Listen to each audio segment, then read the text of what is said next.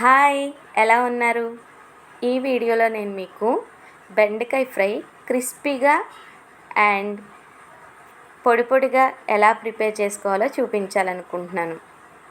కొంతమందికి ఆల్రెడీ వచ్చి ఉండొచ్చు, కానీ కొత్తగా పెళ్ళైన వారికి అలాగే కొంతమంది మనలో ఉన్నవారికి బెండకాయ ఫ్రై ఇలా తయారు చేయడం రాకపోవచ్చు కదా. అందుకని ఈ వీడియోలో నేను చూపించాలనుకుంటున్నాను. ముందుగా అయితే ఆయిల్ హీట్ చేసుకొని పచ్చిశనగపప్పు, మినపప్పు, జీలకర్ర, ఆవాలు, ఎండుమిర్చి వేసుకొని దోరగా వేపుకోవాలి. ఎప్పుడైనా ఫ్రైస్ని తాలింపు దినుసులు అతిగా వేగకుండా చూసుకోవాలి. అలాగే ఇందులో వెల్లుల్లి రెబ్బలు ఎంత ఎక్కువ వేసుకుంటే కర్రీ యొక్క సువాసన అంత ఎన్హాన్స్ అవుతుందని మర్చిపోకండి.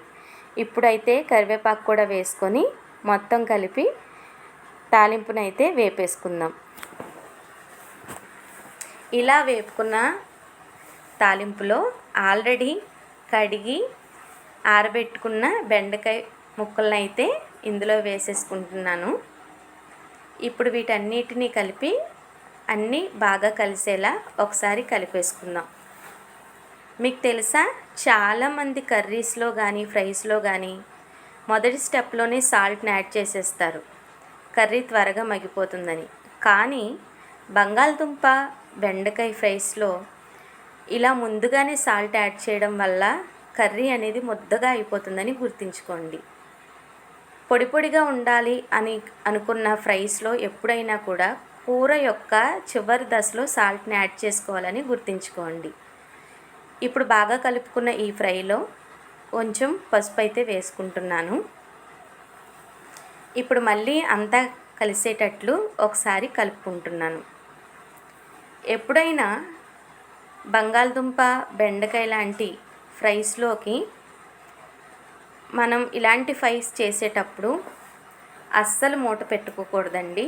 అలా మూత పెట్టుకున్నట్లయితే కనుక ఆవిరంతా ఆ మూతకు పట్టేసి ఆ ఆవిరి యొక్క నీళ్లు మళ్ళీ ఈ ఫ్రైలో పడిపోయి కూర అంతా మెత్తగా అయిపోతుంది. సో ఎప్పుడైనా కూడా మనకి పొడి పొడిగా రావాలి అని అనుకునే ఫ్రైస్కి ఖచ్చితంగా మూత అయితే పెట్టకుండానే ఫ్రై చేసుకోవాలని గుర్తుంచుకోండి. ఎప్పుడైనా ఫ్రైస్ చక్కగా ఫ్రై అవ్వాలంటే చాలా టైం తీసుకుంటుంది. మనకి టేస్టీ ఫ్రైస్ కావాలంటే ఖచ్చితంగా ఆ ఫ్రైస్ అయ్యేంత వరకు మనం గ్యాస్ దగ్గరే ఉండాల్సి వస్తుంది. లో టు మీడియం ఫ్లేమ్లో పెట్టుకుంటూ 5 నిమిషాలకు ఒకసారైనా కర్రీని లేదా ఫ్రైని వేపుకుంటూ కలుపుకుంటూ ఉండాలి. ఇప్పుడు నేను చూపిస్తున్న విధంగా ఫ్రై వేగే వరకు కూడా సిమ్ టు మీడియం ఫ్లేమ్లో పెట్టుకొని వేపుకోవడానికి ట్రై చేయండి. చాలామంది ఇంకా క్రిస్పీగా ఉండే వరకు ఫ్రై చేస్తారు. నేనైతే ఇంతవరకు ఫ్రై చేశాను. ఇదే ఫ్రైలో పచ్చి కొబ్బరి తురుము కానీ ఎండు కొబ్బరి తురుము కానీ యాడ్ చేసుకుంటే బెండకాయ ఫ్రై మరింత టేస్టీగా ఉంటుంది. సో మీకు ఇష్టమైతే కోకోనట్ పౌడర్ను కూడా యాడ్ చేయడానికి ట్రై చేయండి. ఇప్పుడు ఫ్రై అంతా ఏగిపోయిన తర్వాత ఈ ఫ్రైకి సరిపడినంత కారం ఇంకా సాల్ట్ కూడా యాడ్ చేసుకోండి. ఇవి యాడ్ చేసుకున్న తర్వాత కూడా ఒక 5 to 10 minutes లో ఫ్లేమ్లో పెట్టుకొని ఫ్రై చేసుకోవడానికి ట్రై చేయండి. అంతే, టేస్టీ అయిన బెండకాయ ఫ్రై రెడీ అయిపోతుంది. నిజంగా ఈ వీడియో మీకు నచ్చినట్లయితే, హెల్ప్ఫుల్గా ఉన్నట్లయితే, మీరు నాతో ఫ్రెండ్షిప్ చేయాలని కోరుకుంటున్నట్లయితే ప్లీజ్ నా వీడియోలో మీకు నచ్చినట్లయితే ప్లీజ్ సబ్స్క్రైబ్ చేయండి, లైక్ చేయండి, అలాగే కామెంట్ చేయండి.